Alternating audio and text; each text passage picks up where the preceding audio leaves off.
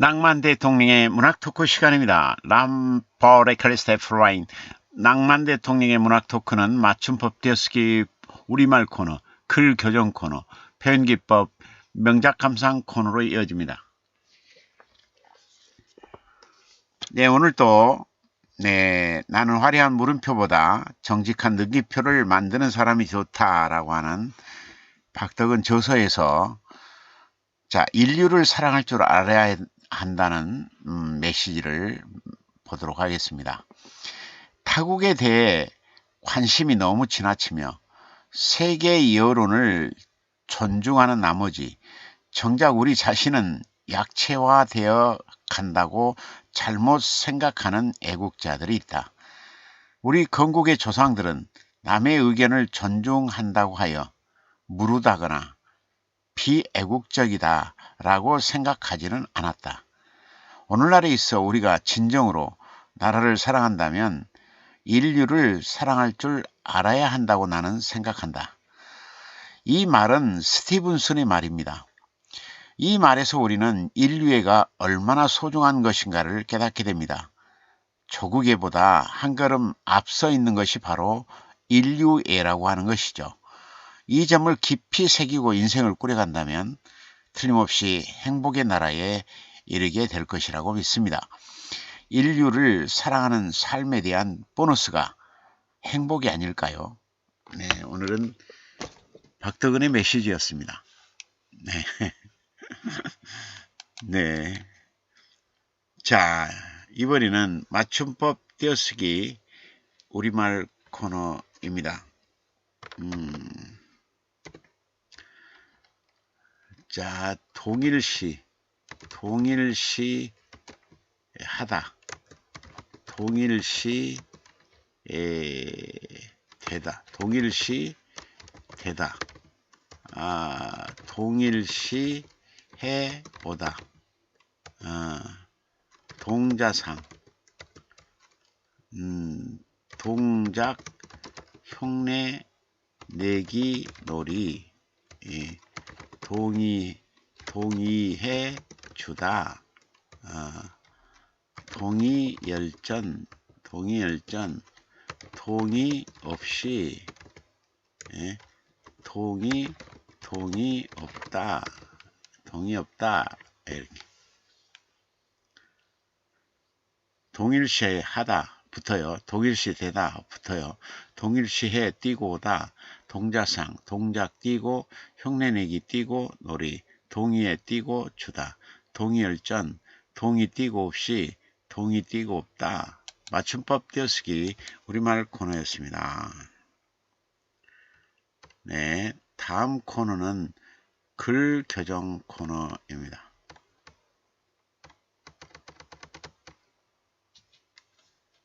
자, 김방수님의 석류꽃인데요.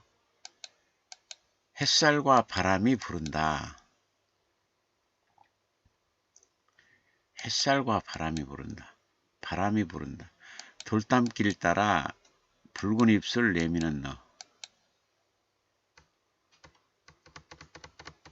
여기가 햇살 한 자락이 있으니까 위에는 바람이 부른다로 해요.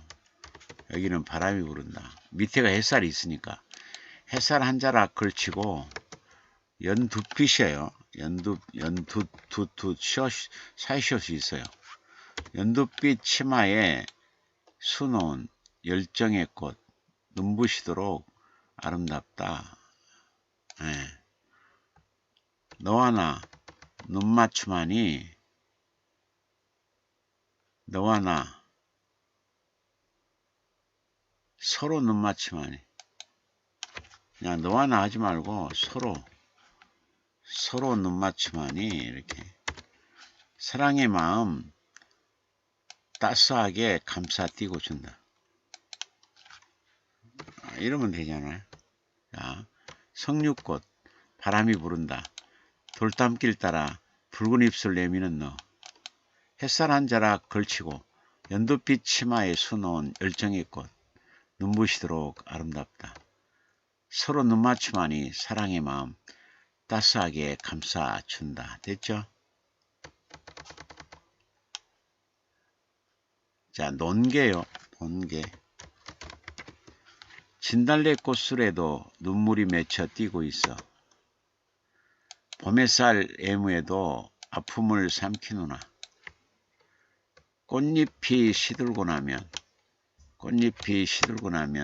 향기마저 떠났다. 향기마저 떠났다. 예? 풍류에 몸을 실어 읊조린 하소연들. 먼 산만 바라볼 뿐 기척도 없더니만 원한이 독을 품으며 소리 없이 울었다. 읊조린 이별가에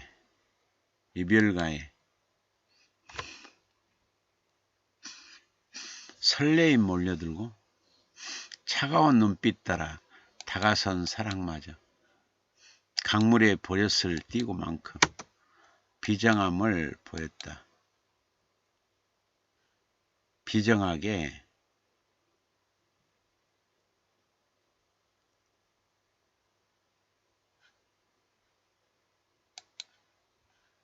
버렸을 만큼 비정하게 들고 설렘 몰려들고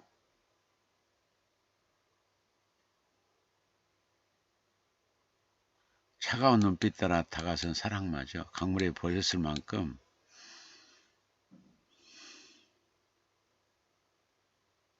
비정함을 보였다. 읊조린 이별가에 설렘 몰려들자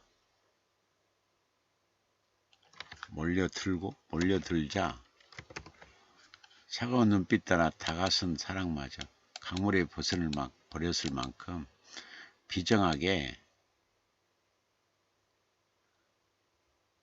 비정함을 보였다.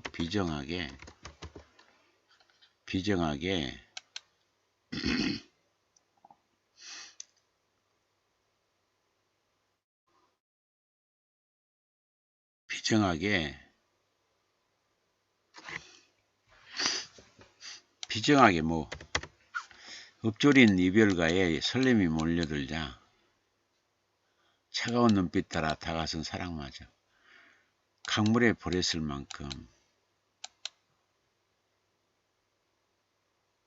비정하게 걸었다. 비정하게 떠났다. 비정하게 떠났다. 그게 낫지 않을까? 논개. 진달래 꽃술에도 눈물이 맺혀 있어. 봄햇살 애무에도 아픔을 삼키누나. 봄햇살 애무에도 아픔을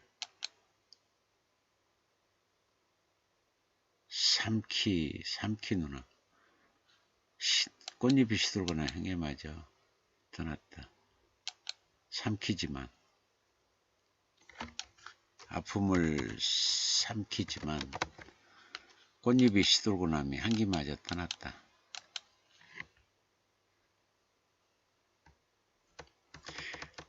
풍류에 몸을 실어 읊조린 하소연들. 먼 산만 바라볼 뿐 기척도 없더니만 원한이 독을 품며 소리 없이 울었다. 읊조린 이불가에 설렘이 몰려들자 차가운 눈빛 따라 다가선 사랑마저 강물에 버렸을 만큼 비정하게 떠났다. 찔레꽃주의보요. 찔레꽃주의보. 오래 담장을 몰래 넘어서는 붉은 여전사들. 그리움이 도를 넘으면 저렇듯 없던 연기도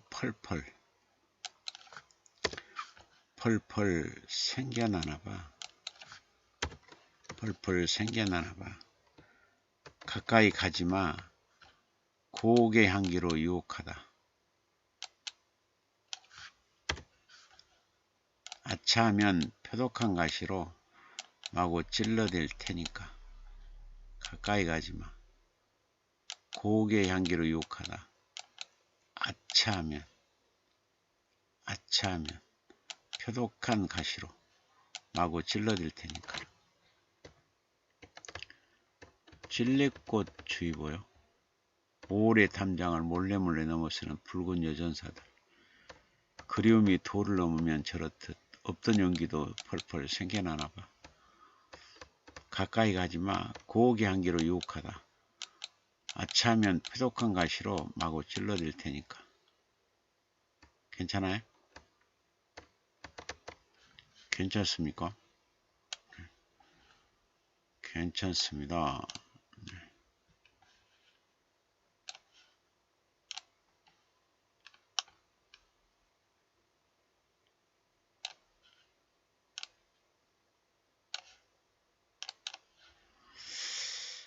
괜찮습니까?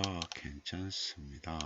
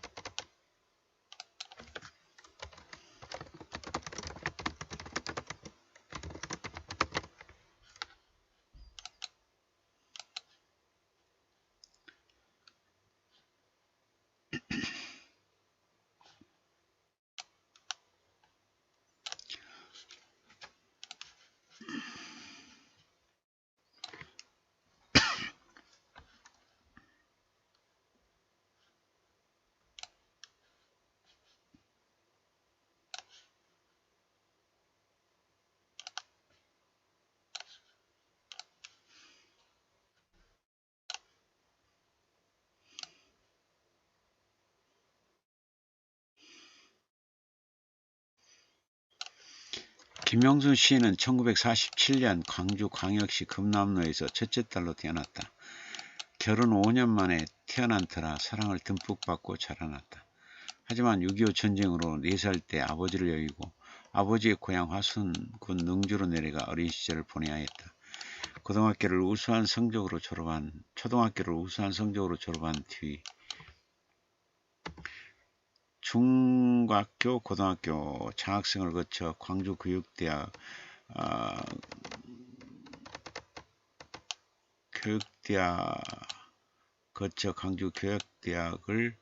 교육대학에 들어가 교육대학을 거쳐 교육대학을 졸업했다. 이후 초등학교 교사로 재직하였다. 슬아이는 세 아들을 두었다. 교사 시절 방학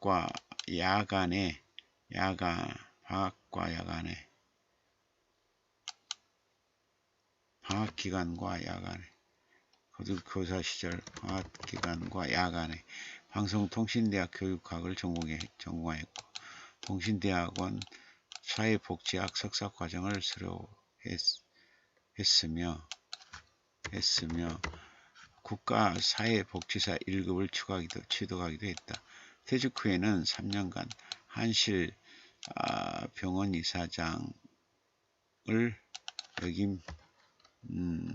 이사장으로 근무했다. 2009년 이후로는 지인의 소개로 알게 된 문학동아리 한실문의 창작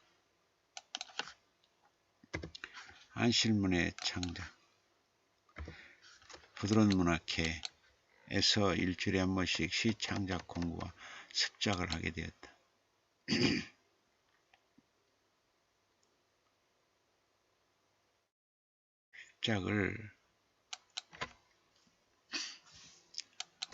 습작을 하게 되었다. 그러다 2010년 5월에는 올간지 문학공간지에서 시무분 신인문학상을 수상하여 문단에 데뷔했다.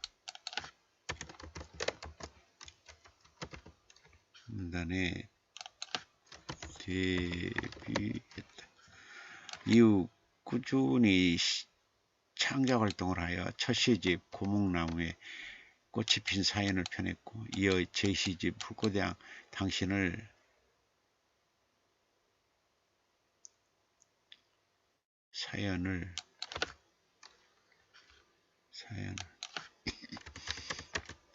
이어 제2시집 불꽃향 당신을 펴냈으며 2021년에는 자서전 미주권리와 진주를 출간했다. 그동안 수상한 문학상으로는 연동제 문학상, 최우수상, 문학세계 시조상, 황금찬 문학상, 대상, 삼보문학상, 대한민국 예술문학대상, 대한민국 경제문학공헌대상, 매일신문 시니어 문학상, 대한시협문학상 수필우상, 한실문학상 등이 있다. 그러면 지금부터 김영순 시인의 제3시집 봄은 그냥 오는 게 아니다 의 시세계로 들어가 보도록 하자. 꿈틀거리며 호흡을 시작한 추억이 허공에 흩어져 몸을 태우며 푸석푸석 야인 그림은 쓰다가 접어든 붙이지 못한 슬픔을 파란 울치통에 끼워 넣는다. 그때서야 켜켜이 먼지처럼 쌓인 아픔 위로 뼛속에 자리 잡은 작은 꿈이 비로소 잉태를 한다. 이 시에서 시적화자는 12월 어느 날에 자신의 내면 속으로 들어간다. 12월은 가고 없는 것들을 뒤안기리기에 허롭다. 저 들판도 저 구릉도 모두 얼어붙은 비명 같은 자국만 남아있기에 쓸쓸하다. 그런 12월 어느 날에 12월 어느 날 시적화자는 추억을 떠올린다. 그것도 호응에 흩어져 몸을 태우는 추억을 떠올린다. 태우는 추억을. 얼마나 아팠으면 폐허처럼 처절한 12월의 허공 속으로 추억이 흩어졌을까. 얼마나 힘들었으면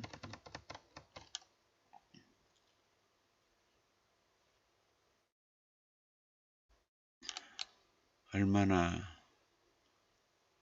힘들었으면, 얼마나 아팠으면, 얼마나 힘들었으면 빈집 같은 12월의 추억이 제 몸을 태울까.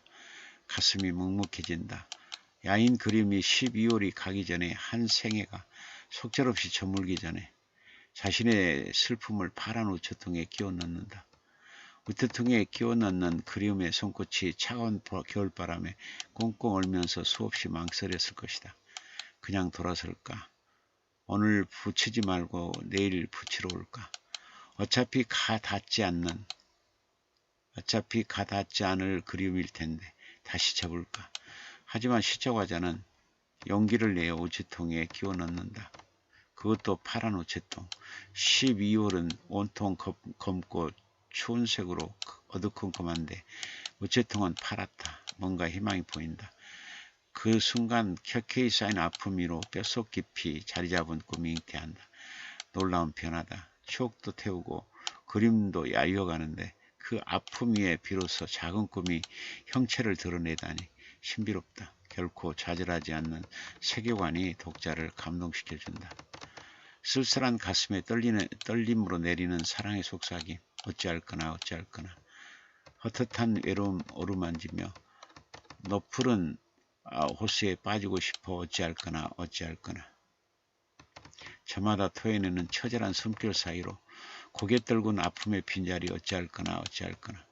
단풍으로 물드는 시간 뒤에 머문 애달픈 그리움 어찌할거나 어찌할거나. 추억만 앙상이 남을 여생일지라도 기꺼이 전부 바치고 싶은 마음 어찌할거나 어찌할거나. 이 시에서 시적화자는 가을을 바라보며 깊은 고민을 하고 있다. 가슴에 파르르 파무니는 꽃잎 같은 사랑의 속삭임을 어찌할 거냐고 자신에게 묻고 있다. 시적화자는 인생의 가을을 바라보고 있는데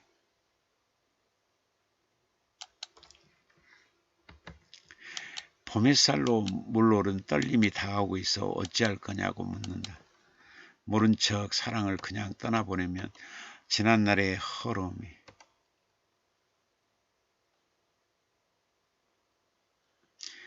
지난날의 헛헛한 외로움처럼 다시 아파할 텐데 어찌할 거냐고 묻는다. 사랑 없이 버텼던 아픔의 빈자리 속으로 다시 찬바람이 불고 어둠이 들어찰 때 어찌할 거냐고 묻는다. 용기를 내 사랑을 한다 하더라도 용기를 내어 사랑을 한다 하더라도 뜨겁게 사랑하다 붉게 물든 후 다시 찾아오는 그 애달픈 그리움을 어찌할 거냐고 묻는다. 사랑하다 먼 훗날 혼자 남겨질지라도 전부를 바치고 싶은 이 마음을 어찌할 거냐고 묻고 있다. 시적화자의 깊은 고민이 엿보인다. 그럼에도 불구하고 시적화자는 사랑을 선택할 것이다. 불꽃처럼 타오르다 폐허처럼 삭막해진다 할지라도 우리는 사랑을 선택해야 한다. 삭막한 생애 한가운데 뿌리 내린 꽃이 같은 그 사랑을 그냥 지나치면 안 된다. 그 꽃이가 눈부신 절정에 다다라 수천의 꽃씨로 다시 퍼져 만개할 때까지 우리는 사랑을 선택해야 한다. 바람이 불 때마다 가슬가슬한 볼을 부비며 단청빛 하늘 만지다가 서성서성 눈물 글썽이며 붉게 익은 고독 속으로 길을 떠납니다. 바삭바삭 마른 풀 이파리 사이에 끊어질 듯 이어지는 계절의 소리는 쪼그라드는 가슴으로 살을 저미며 아파옵니다. 차마 내뱉지 못하고 가슴에 고인 단풍으로 물들어 이별을 위한 몸살을 앓습니다. 마지막 열정을 태워 말아올리는 바람 소리에 떨어지는 것들이 서러워 거부하는 몸짓이 더욱 애처롭습니다. 허공 물끄러미 바라보다 갈꽃 향내음의 문으로 깊이 들어갑니다. 이 시에서의 시적화자는 그리움의 신비 속으로 쑥 들어간다. 과연 그림의 세계는 어떨까? 그 속에는 붉게 익은 고독이 들어있고 계절의 소리가 가슴 속으로 들어와 아프게 한다. 익을 대로 익은 붉은 고독은 입을 틀어막으면 틀어막을수록 화끈거려 자꾸만 마음 여기저기를 돌아다닌다. 생의 가장 먼 끝 같은 그 고독이 명치 끝에 걸려 아프다. 또 그리움은 이별을 위한 몸살을 앓고 있고 바람소리 거부하는 몸짓이 애처롭다. 그리움은 박제되지 않게 치열하고 혹독하다. 이별을 위한 몸살을 앓기까지 조금씩 녹이 슬어가는 감정의 무딘 날, 그 무딘 감정의 날이 이별 앞에서 얼마나 속수무책으로 무너지는가. 그리고 그리움 거기에 갈 곳 향내음의 문이 있다. 그리움이 아무리 아프고 외로워도 향이 깊어 그윽하고 아름답다. 그리움 한 송이 피우기 위해 너와 나의 전부를 건 사랑이 필요하기 때문이다. 어제와 오늘과 그리고 내일의 계절이 통째로 들어있기 때문이다. 이 시는 그림이라는 추상세계를 마치 우리 곁에 있는 정원인 양 그려놓았다. 이미지 구현을 통해 추상세계를 감각 이미지로 그림을 그려놓아 우리가 그 시심의 세계를 탐닉할 수 있도록 해놓았다. 시의 특질을 만날 수 있어 행복하다. 밭꽃처럼 순박하고 다정한 모습, 티 없는 하늘빛 닮아가며 평화 일구던 그곳, 빨리 피란하라는 청천벽력 같은 그 말, 미리 동구 밖에서 싫다고 손살에 칠 것을. 포탄과 기관총 소리에 새들도 놀라 달아나고 쥐들도 땅속으로 숨어들고 하늘도 노하고 땅도 흐느끼던 돌이킬 수 없는 비극 산천초목만이 증인으로 서 있다. 빨갱이 뒤지다 총탄 맞고 픽픽 쓰러지고 피 흘리고 콧대 무너지고 처참하게 짓뭉개진 민족의 자존심, 땅을 치고 통곡해도 눈물은 끝이 없다.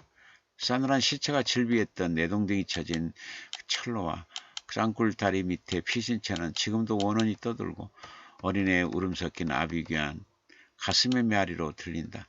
살아있고 싶은 몸부림이 살아서 대를 잇고 싶어 그토록 오열하다가 죽음으로 순교하고 살아남은 자는 모진 목숨 이어오며 억울한 죄책감 피멍을 고이고 무심한 세월 헛개비같이 뒤뚱거리며 거기 누구 없어 한이 풀리는 날 애타게 기다려 오늘 또 발을 헛디디며 걸어간다.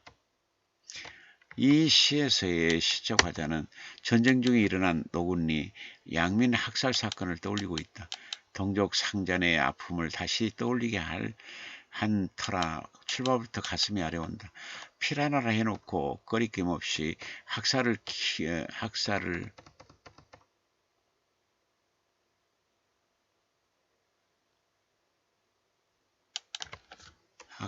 자행하는 포탄과 기관총 소리, 비극이 펼쳐진 자리, 노군리 쌍굴다리 및 거기 질비한 시체들, 내지른 비명들이 허공으로 튕겨나가고 납작 엎드린 울음들만 비문처럼 굳어간다. 산천초목만이 증인으로 서 있는 그곳, 아무리 땅을 치고 통곡한들 무슨 길이 있단 말인가.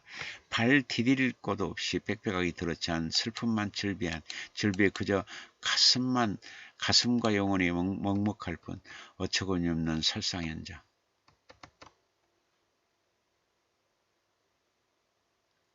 지금도 원한이 떠돌 수밖에 없는 곳, 아직도 아비 귀환이 가슴의 메아리로 들리는 곳, 노군리. 소름처럼 붉은 울음이 돋고 덩어리째 뭉쳐진 서름이 꺽꺽 목에 걸린 노군리. 그곳에서 발을 헛디디며 걸어가는 시적화자의 모습이 보이는 듯하다. 역사적 현장의 비극 현장도 시인의 손에 닿으면 이토록 웅장한 울림으로 전해질 수 있다. 그 모델을 보여주는 듯하여 역사의 경종을 같이 울리고 싶어진다. 고창 들녘 청보리밭 이랑에 은은한 향냄 휘감고 삘릴리 빼꼼히 들여다보이는 그리움 휘감고 삘릴리 뭉그러진 추억 속에서 가슴 태우는 바람 휘감고 삘릴리 대줄 같은 향수처럼 아우성이는 심장 아우성이는 심장 휘감고 삘릴리 이 시에서의 시적 화자는 고창 들녘의 청보리밭을 바라보며 추억 속으로 스며들고 있다. 푸른 이랑마다 빌릴리 그 출렁이는 문장을 쓰기 위해 바람에 날개치지 바빴을 것이다.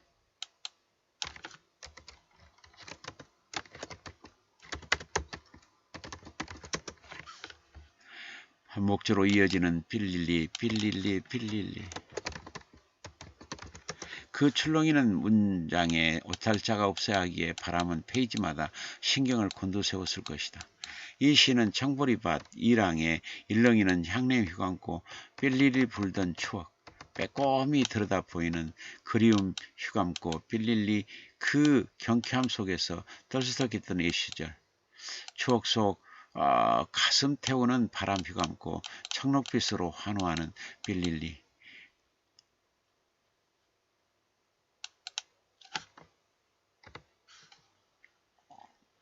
잘 익어 알날이 푸른 문장 같은 빌릴리. 빌릴리. 그 리듬도 경쾌하고 시상의 흐름도 자연스럽다. 시각 이미지, 청각 이미지를 입체적으로 배치하면서 빚어내는 시적 형상과 솜씨가 아주 세련되어 보인다. 섬세한 감성 세계를 이미지로 포착해내는 시를 만난 독자들은 싱그러운 시의 오솔길을 거니는 것 같아 기분 좋아진다. 가쁜 숨모라 구천 구비구비 꿈을 싣고 달려온 그 길, 천갈래 만갈래 바람 따라 흩어진 수많은 허상 위로 그러고 또 굴러서 길을 내어주던 닳고 다른 발자국들, 애정 부둥켜 안고 뜀박질하는 모습도 아린 시련도 마디마디 옹이진 이야기도 이리저리 부딪힌 상처 자국도 끝내 놓아버린 시간, 피돌기가 멈춰 속도 멈춰버린 운명의 수리바퀴처럼 12곱이 내려놓고 오장육부 꺼내 쓸모 있는 것 다 떼어주며 또 다른 삶을 꿈꾼다. 바람이 불 때마다 밑바닥에서 꿈을 일으켰던 구토, 쇠할 때마다 가슴 조이며 발을 동동 굴리던 기억까지 일으켜 세워 다시 첫사랑을 시작해야 한다. 모양도 바꾸고 색깔도 바꾸고 하늘거리는 감성도 끼워 넣어야 한다. 밤새 열병을 앓는다 해도 빠져들어 녹아버린다 해도 까맣게 타는 가슴 두렵지 않다. 이 시에서의 시적화자는 폐차를 통해 철학적 세계로 들어서고 있다. 굽이굽이 꿈 싣고 달렸고 구르고 굴러 길을 내주다가 뜀박질도 시련도 옹이진 이야기도 상흔도 다 놓아버린 한 생에 마지막까지 끌고 온 길이 모두 허공 속으로 사라져도 부활을 꿈꾸는 저 당당함, 영생을 믿어서일까? 생의 모든 밑바닥을 광내며 다녔던 한 시절이 신앙처럼 굳건해서일까? 죽음을 앞두고 여유 있는 자세가 멋지다. 피돌기가 막혀 오장육부 꺼내 다 떼어주고 발 동동 구르던 기억까지 일으켜 세워 다시 시작하는 세계. 윤회가 시작되는 것일까? 욕심만 내려놓으면 생의 마지막 끝자리에서 첫 자리로 돌아갈 수 있다는 것을 알았을까? 마음과 몸을 비우면 다시 속도로 채워줄 수 있다는 것을 알았을까? 결국 까맣게 타는 가슴 그마저 두렵지 않은 자아로 자리하고 있다. 피차를 통해 깊은 철학적 세계로 들어서게 되어 흐뭇하다. 시 속으로 빨려 들어가 가슴을 먹먹하게 한참을 허무 속으로 잠기게 하는 시. 그러면서도 마음과 몸을 비우게 하는 사색을 만날 수 있어 기쁘다. 이별의 아픔으로 식음을 놓친 겨울강 우듬지 끝에서 속살거리다 온다. 외로워 기침으로 쿨럭거린 나를 건너 파르르 떠는 입술로 고백하며 온다. 옷갈림의 터에서 쭉정이 날려버리고 겨드랑이에서 날개 돋은 뒤에 온다. 못다 부른 그리움 그렁그렁 촉촉이 젖으며 나무 등걸에 수놓으며 온다. 시민에서 뿜어올린 열정 굳센 팔 걷어올며 온다. 버려진 마음들로 위태로운 밤을 털며 힘차게 응원하는 함성 온방울 쩔렁쩔렁 만방에 깃발되어 휘날리며 온다. 뒤늦게 그러나 울음 터지기 전에 그대가 눈부시게 온다. 이 시에서의 시적화자는 봄은 그냥 오는 게 아니라 산곡 끝에 온다고 말하고 있다. 신랏 같은 목숨을 연명하며 끝내 변신에 성공한 봄은 위대한 부활이다. 희망이라는 꿈의 날개를 퍼득이며 날아오르는 저 눈부신 봄의 날갯짓 스스로 환생의 몸을 짜서 계절의 자궁 속에서 잉태한 저 여린 봄의 몸짓들. 시적화자는 이렇게 아픔을 디디고 일어선 봄을 노래하고 있다. 이별로 아파하는 겨울강 우듬지 끝에서 봄은 온다. 외로워하다 파르르 떠는 입술로 봄은 온다. 겨드랑이에서 날개 돋은 뒤에 봄은 온다. 그리움 촉촉이 젖으며 나무 등걸이 수놓으며 봄은 온다. 열정의 팔 걷어올리며 봄은 온다. 만방에 깃발되어 휘날리며 봄은 온다. 여기서 깃발은 무엇을 상징하는 걸까? 뒤로운 밤을 털고 눈을 뜨는 새벽 같은 희망, 절망이라는 무릎을 꿇지 않고 끝끝내 일어서는 용기, 소남과 오해를 디디고 오늘 오해를 디디고 일어서는 오해를 딛고 일어서는 오를 딛고 일어서는 딛고 일어서는 다가서는 사랑의 손길을 상징할 것이다. 다양한 관점으로 봄을 바라보는 시적 화자가 묻히다. 마지막 연에서 드디어 울음 터지기 전에 그대가 눈부시게 온다. 봄은 사랑하는 사람이라고 시적 화자는 말하고 있다. 맞다. 사랑은 봄날 속으로 그대와 함께 들어서는 것이다. 그것도 눈부신 봄날 속으로 성큼성큼 들어서는 것이다. 우선 이 시에서 반복되는 봄이 온다에서 안도의 숨을 내쉬게 된다. 오기는 오니까 참만 다행이다. 숱한 역경과 시련의 길을 돌아 결국은 오니까 좋다. 진리와 사랑도 봄처럼 반드시 온다. 혹시 그 메시지를 전하려 한 건 아닐까? 달도 별도 없는 세상에서 혀끝에 쌓이는 아우성을 흙빛 품어 빚은 사랑으로 촘촘히 엮어 이제사 고백합니다. 평생을 어둠 속에서 차단당하면서도 희미하게 사라진 방향으로 몸을 돌리며 불평 한마디 뱉지 못하고 흔들리지 않는 고든 절개 이제사 보입니다. 짓눌림도 견딜 수 있고 외로움도 참을 수 있어 침묵이 숙명처럼 좋다는 말 이제사 만집니다. 화창한 날에는 이불 채근대서 추억 모아 치장하고 비오는 날에는 하루가 흔들리게 잿빛 뒤집어서도 등어리 휘도록 물질하는 수고 이제사 들립니다. 푸른 촉수 터뜨릴 때마다 젖을 짜 올리고 형형색색 꽃 피울 때마다 눈물 흘린 자국이 피자국임을 이제사 깨닫습니다. 이 시에서 시적화자는 뿌리의 의미를 탐색하고 있다. 뿌리는 잎과 가지를 위해 날마다 부들부들 떠는 안간힘을 부여잡고 나아갔다.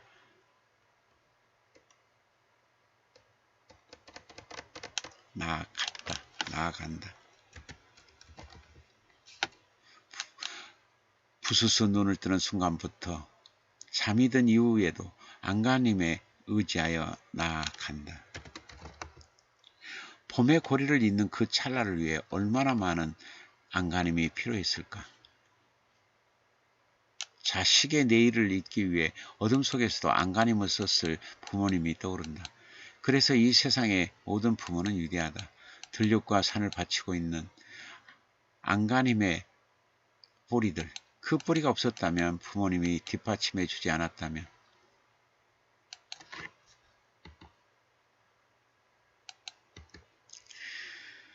봄의 싱그러움도 여름의 푸르름도 가을의 넉넉함도 겨울의 운치도 없었을 것이다.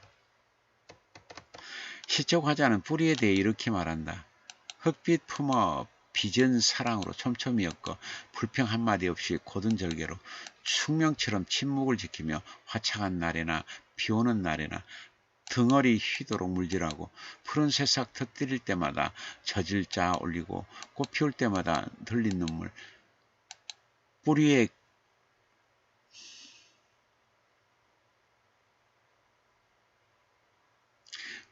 그 아픔 많은 과정을 절절하게 펼쳐놓고 있다.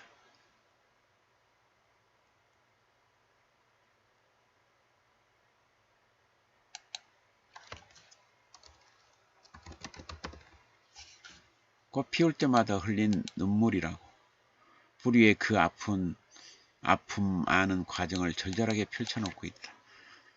맹해도 없이 보상도 없이 어둠 속으로 몸을 규겨놓고 안부를 올려보내고 염려를 실어보내는 저 위대한 뿌리. 마치 우리의 부모님을 대변해주고 있는 듯하다. 뿌리의 그 노력, 그 성실함, 그 꿋꿋함, 그 한결같음에 박수를 보낸다.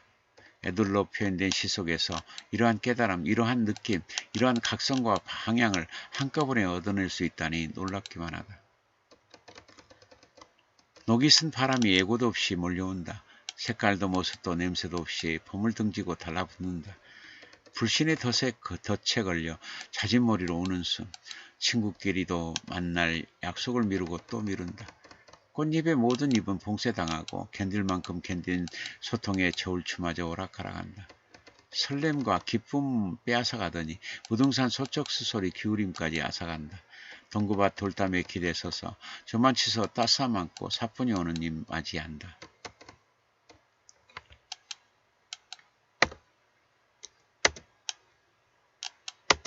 이 시에서의 시적화자는 기다림의 공간 속으로 들어간다. 견딜 만큼 견딘 기다림의 끝에서 만나는 것들은 어떤 감정을 하고 어떤 모습을 하고 있을까? 기다림이 봄바람처럼 상큼해야 하는데 녹이 쓴 바람처럼 몰려오면 얼마나 아플까? 마음에서 마음으로 숨어들지 못하고 한숨만 내뱉는 그 아픔을 어떻게 해야 하나? 시적화자는 그 아픔을 불신의 덫에 걸려 자진몰이로 우는 숨이라고 말한다. 자진몰이는 매우 빠른 1.2박을 말한다. 울음과 서름과 아픔이 한바탕 쏟아지고 있는 듯해 가슴이 아리다. 님에 대한 신뢰가 무너졌기에 이제 시적화자는 봉쇄당한 꽃잎의 잎처럼 모든 것을 차단한다. 바깥을 차단한 침묵 속에서 아픔의 표정들만 절비했을 것이다. 서름과 슬픔에 빠져들다가 어느 날 오해와 의심이 생겨 벽이 생기지 않았는지, 편견과 선입견이 뭉쳐 틀을 만들지는 않았는지 들여다봤던 것일까? 시적화자는 이러한 이해와 공감에 다다랐는지 동구밭 돌담에 기대서서 따스함 안고 사뿐히 오는 힘을 맞이한다. 누군가를 이렇게 기다릴 수 있고 오래도록 그 기다림을 견뎌낼 수만 있다면 이 세상 모든 사랑은 아름다움으로 규개될 듯하다. 눈이 내리면 나는 마음속 깊은 동굴로 들어간다. 허공에 나비되어 설렘 재촉한다. 어디에선가 기쁨이 펑펑 솟아오른다. 멀리서 들려오는 색소폰 소리가 감미롭게 귀를 유혹한다. 첼로의 저민 듯 굵직한 속삭임이 다가온다. 나는 어느덧 하얀 옷 입은 천사가 된다. 내 속사람은 자라지 않고 옛 그대로 살고 있나 보다. 아름다운 향연이 열리는 동산에서 나는 하얗게 난다. 동화의 나라가 내 깊은 곳에 자리 잡고 있나 보다. 눈발이 멈추면 나는 서로로 녹아 자취를 감춘다. 이 시에서 시적화자는 첫눈이 내리는 날, 시적화자의 내면을 시적 형상으로 빚어놓고 있다. 첫눈은 계절의 첫사랑 같아서 자꾸만 마음을 들썩거리게 한다. 처음 것들은 약간의 긴장이 섞여있는 설렘이다. 어제도 그제도 아닌 첫날 같은 환희 그 느낌이다. 나이도 들지 않고 마냥 좋기만 한 달뜬 느낌이다. 첫눈이 오는 날 시적화자는 마음속 깊은 동굴로 들어간다. 그 동굴은 슬픔이 깃든 곳일까? 설렘이 머무는 곳일까? 다행히 설렘을 재촉하는 동굴이다. 그 동굴에는 통통 튀며 속삭이는 무늬가 벽을 가득 채울 것 같다. 여리고 작은 무늬들이 깔깔거리며 추억의 벽을 간지럽힐 것 같다. 그 깔깔거리는 내면의 소리가 즐거웠던 것일까? 시적화자의 귀를 유혹하는 색소폰 소리가 추억 속에서 감미롭게 들린다. 첼로의 저음인 듯한 굵직한 속삭임이 다가온다. 첫눈의 속삭임처럼 그 저음은 마음을 달뜨게 한다. 시의 후반부에서 시적화자는 하얀 천사가 된다. 그런데도 속사람은 자라지 않고 옛모습 그대로 살고 있다. 향연이 열리는 동산에서 시적화자는 하얗게 난다. 나이가 들어도 내 안에 나는 첫날 같은 그 처음 것처럼 자라지 않고 있다. 굴러오는 바람 뭉치에 봄의 단추가 풀려 희덕거리는 옛모습 그대로 동화나라에서 살고 있다. 첫눈의 이미지와 잘 어울린 동화 같은 풍경이 눈앞에 펼쳐진 듯해 멋지다. 펼쳐지고 있어. 눈앞에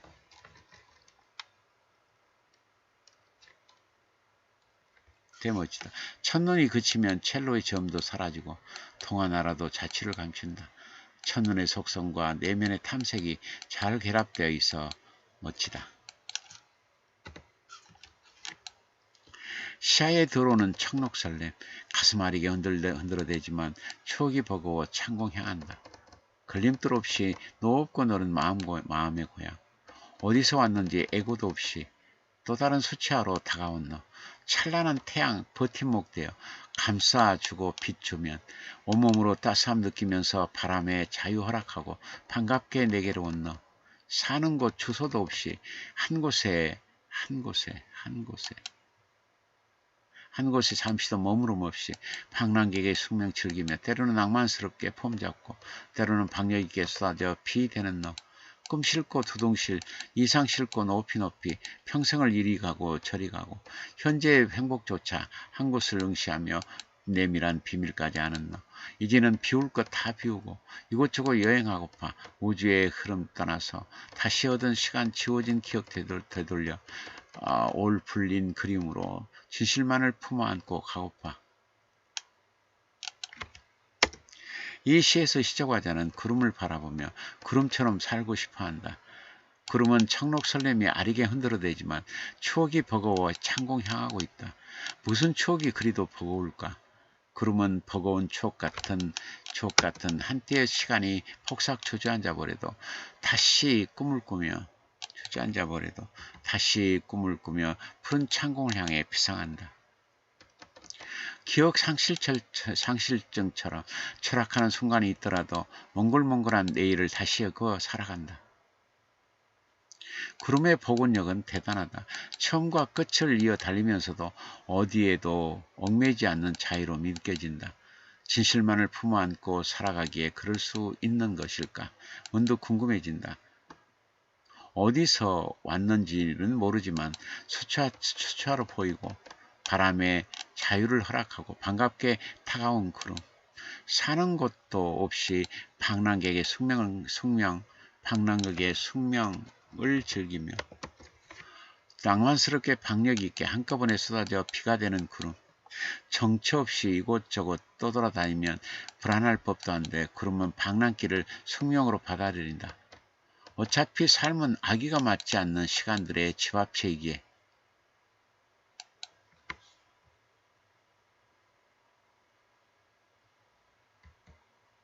구름은 자신의 삶을 묵묵히 받아들인 것일까? 전전긍긍하지 않고 구름 난간 같은 불안한 주소지를 그냥 그대로 수용하는 구름의 품이 넉넉하다. 그 너린 품 때문에 일출과 일모를 넘나들며 붉게 물드는지도 모르겠다. 행복이라는 한 곳을 응시하며 내밀한 비밀까지 아는 구름. 비울 건 비우고 올 풀린 그림으로 진실만을 품어안고 살아가는 구름. 그 구름처럼 홀가분하게 살고 싶어하는 시청자자. 그 간절함이 가슴에 와 닿는다. 어떻게 여생을 살아가야 하는지를 어렴풋이 보여주는 듯하여 행복하다. 그대가 누구이기에 박토에 뿌려진 인연, 푸른 숲 한길을 따라 살고파. 비는 사랑의 달콤함 알게 하고 달뜬 설렘과 보고품의 선물, 씨앗이 자라서 예쁜 꽃 피고 풍성한 열매 맺어 세상에 빛 되었다.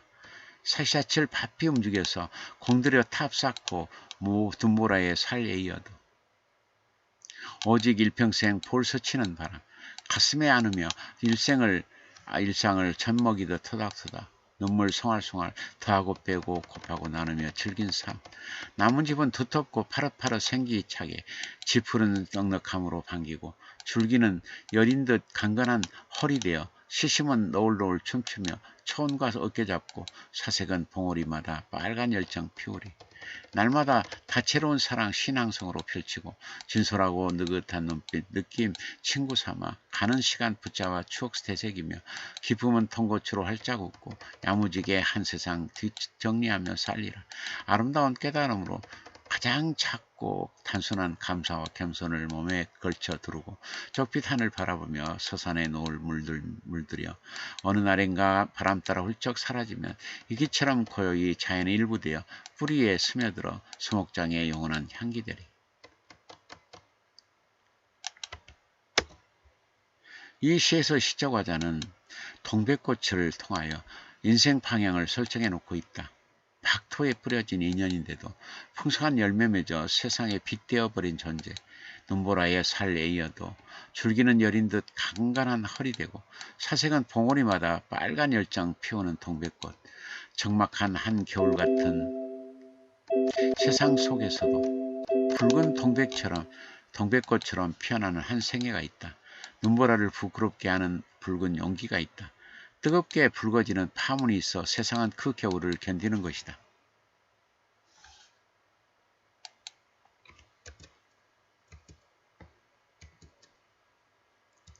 시적 화자는 동백꽃처럼 붉은 용기를 내고 싶은 것이다. 상처난 자리에 발라주는 빨간 약 같은 동백꽃의 위로 그 길을 시적 화자는 걷고 싶은 것이다. 마법처럼 붉은 비밀의 힘으로 작은 위로가 되고 싶은 것이다. 시적 화자는 다채로운 사랑 시낭송 펼치며 야무지게 세상 뒷정리하며 살고 싶어한다. 아름다운 깨달음으로 얻은 감사와 겸손을 온몸에 두르고 어느 날 이끼처럼 자연의 일부가 되고 싶어한다. 이 시 앞에서 우리는 독자들은 겸허하고 아름다운 여생의 길을 발견하게 된다. 그것만으로도 행운화가 된 듯한 느낌이다.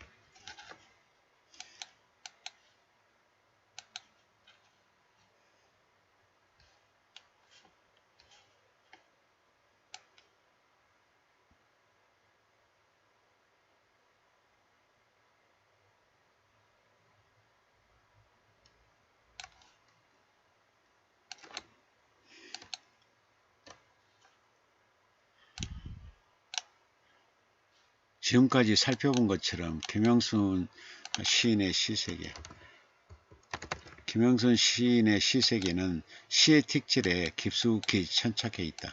시의 특질에 가까울수록 가까운 시일수록 독자들은 마음문을 서로로 연다. 시는 설명이 아니다. 시는 이미지다. 이미지들이 집을 짓고 이미저리의 동산을 이룬다. 그래서 주제 노출이 심할수록 시의 특질에서 멀어질 수밖에 없다. 반복해서 말할지라도 양보할 수 없는 게 바로 이미지 구현이다. 시에서 이미지 구현을 빼버린다면 어떻게 될까? 그 다음에는 시적 형상화이다. 시는 서술이 아니다. 그냥 대화도 아니다. 대화나 서술에서는 사용할 수 없는 묘사가 진가를 발휘한다. 묘사를 통해 시의 탑을 쌓는 장르가 시다. 그래서 시는 반드시 시적 형상을 통해 의미를 전한다. 가슴의 시라서 그렇다. 그리고 시가 다루는 세계는 그냥 일상이 아니다. 새로운 해석, 새로운 시야, 새로운 각도에서 바라본 삶의 의미이다. 그래서 낯설게 하기가 필수이다. 낯설게 하기가 없는 시는 밋밋하다. 유럽에서는 이 낯설게 하기를 시의 생명처럼 여긴다. 똑같은 사물이나 삶도 낯설게 해석하면 신비롭고 신선하다. 그 맛을 보기 위해 독자들은 시를 읽는 건 아닐까. 그래서 시는 리듬을 갖춰야 한다. 그리고 시는 리듬을 갖춰야 한다. 설령 자유시를 할지라도 읽어 내려갈 때 입에 척척 달라붙는 리듬감이 살아있어야 한다. 이왕이면 읽어가는 중에 등골로 흐르는 전율이 있다면 금상첨화일 것이다. 시를 읽고 감동을 받아 울컥 전율을 느낄 수 있다면 얼마나 좋을까. 그때는 시를 읽는 맛이 최상일 것이다. 이러한 시의 특질을 김영순 시인의 시들은 두루 갖추고 있어. 이러한 특질을 김영순 시들은 두루 갖추고 있어. 시들이 두루 갖추고 있어 보기 좋다. 오래도록 독자들이 곁에 두고 읽고 싶은 시, 이런 시들을 한자리에 모아 시집을 펴냈으니 기쁜 일이 아닐 수 없다. 앞으로 제4, 제5 시집도 펴내어 독자 자신과 독자들이 함께 기뻐하고 즐거워했으면 좋겠다. 여생 동안 멍하니 지내는 시간이 없도록 보다 시 창작에 열정을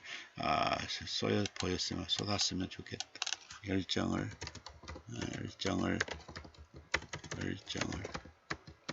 쏟았으면 좋겠다. 그리고 그리하여 후회 없는 보다 알찬 그래서 행복한 여생을 꾸려나가기를 소망한다. 부디 건강 장수하여 멋진 인생길을 걸어가기를. 멋진 인생길을 걸어가길 기도한다.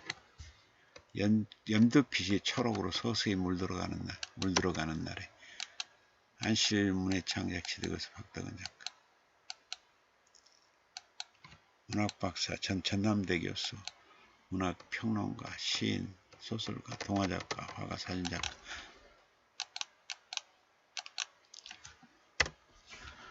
네, 오늘은 여기까지 하겠습니다.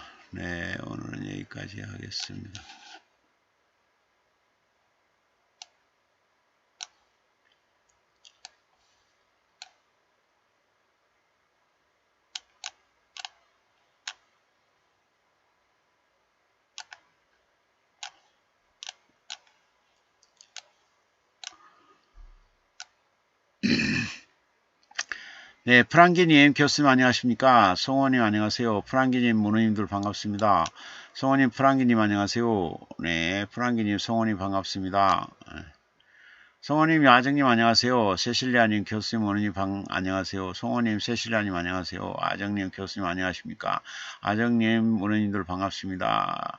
네, 아정님, 인류의 행복. 네, 모두 세실리아님 모두 반가워요. 아정님, 동일시하다. 아정님, 연두빛, 서로 눈맞춤, 성류. 네, 송원님, 쉬시 멋집니다. 세실리아님, 교수님, 교정 감사합니다. 세실리아님, 송원님, 아정님, 격려 감사합니다. 네, 아정님 읍조린 비정함. 송원님 교정 감사합니다. 세실리아님 농계 시시 멋져요. 송원님 격려 감사합니다. 송원님 시시 멋집니다. 아정님 별풍선 100개 쏴주셨네요. 네, 복 많이 받으세요. 꼭 문학상 상금으로 보완하세요. 네, 세실리아님 아정님 멋져요. 아정님 흐흐흐. 네. 세실리아님 교수님 수고 많으셨습니다. 문어님들 굿나잇. 아정님 교수님의 명평설이 너무나 시심의 세계 부족한 저의 시를 돋보이게 합니다. 감사드립니다. 아정님 교수님 수고 많으셨습니다. 아정님 문어님들 굿나잇. 네. 프랑기님 교수님 머릿속에는 수만 권의 책이 들어있어요. 네. 프랑기님 교수님 수고 많으셨습니다. 문호님들 편안한 밤 되세요. 네, 아정님 교수님 수고 많으셨습니다. 평설이 과분하게 멋집니다. 감사드립니다. 편히 주무세요. 아정님 짝짝짝 굿나잇. 네, 여러분 안녕히 계세요. 네, 여러분들 복 많이 받으시고요. 그리고 편한 쉼을 보내기를 바랍니다. 네. 편한 봄을 보내기를 바랍니다. 네.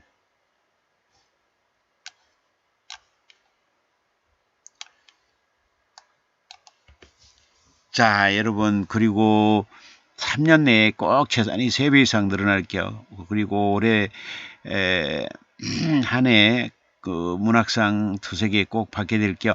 그리고 127세까지 건강 장수할게요. 믿습니다. 마무리로 낭만 대통령의 첫 곡 한 곡 듣고 마무리하겠습니다. 나오세요.